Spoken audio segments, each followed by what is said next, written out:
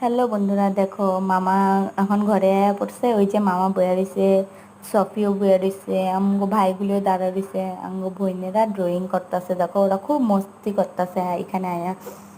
এখানে আইলে খুব ভালো লাগে। আমগো মামার বাড়ি ফুর্তি একটা আলাদা, তাই না বন্ধুরা?